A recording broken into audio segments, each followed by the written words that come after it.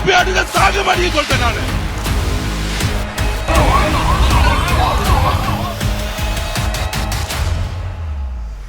சென்னை அயனாவரத்தில் ஆதவ் அர்ஜுனாவின் தேர்தல் பிரச்சார கூட்டத்தில் கண்ணாடி பாட்டில் வீசப்பட்டதாக குற்றச்சாட்டு முன்வைக்கப்படும் நிலையில் அந்த குற்றச்சாட்டில் உண்மை இருக்கிறதா அல்லது மக்கள் மனதில் இடம் பிடிப்பதற்காக ஆட்களை வைத்து தாவேகாவினரை இப்படி செய்தார்களா என்று நெட்டிசன்கள் சந்தேகிக்கின்றனர். கண்ணாடி பாட்டில வச்சு அடிச்சுக்கிட்டு இருக்காங்க.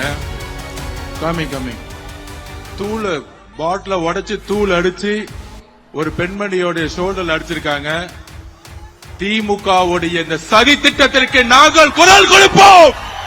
2026 சட்டமன்ற தேர்தலில் வில்லிவாக்கம் தொகுதியில் தாவேகா சார்பில் அக்கட்சியின் தேர்தல் பிரச்சார மேலாண்மை பொதுச் செயலாளர் ஆதவ் அர்ஜுனா போட்டியிடுகிறார். தொகுதிக்குட்பட்ட அயனாவரத்தில் நேற்று மாலை நடைபெற்ற கூட்டத்தில் நாஞ்சில் சம்பத் பேசிக் கொண்டிருக்கும் போது பெண்கள் மீது மர்ம நபர்கள் சிலர் கண்ணாடி பாட்டில்களை வீசியதாகவும் அதில் தாவேகா பெண் நிர்வாகி ஒருவருக்கு காயம் ஏற்பட்டதாகவும் கூறி மேடையிலேயே கொந்தளித்தார் ஆதவ் அர்ஜுனா. பொறுமையாக இருக்கிறோம், திரும்பி அடிச்சா தாங்க மாட்டீங்க, எல்லாவற்றையும் நிறுத்திக் கொள்ளுங்கள் என்று முதல்வர் ஸ்டாலினை அவர் மிகுந்த ஆவேசத்துடன் எச்சரித்தார்.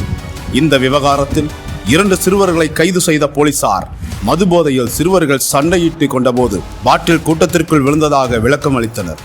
உண்மையிலேயே இதுதான் காரணமா அல்லது தொகுதி மக்களிடம் அனுதாப வாக்குகளை வாங்குவதற்காக தாவேகாவினரே இவ்வாறு செய்தார்களா என்று நெட்டிசன்கள் கேள்வி எழுப்புகின்றனர்.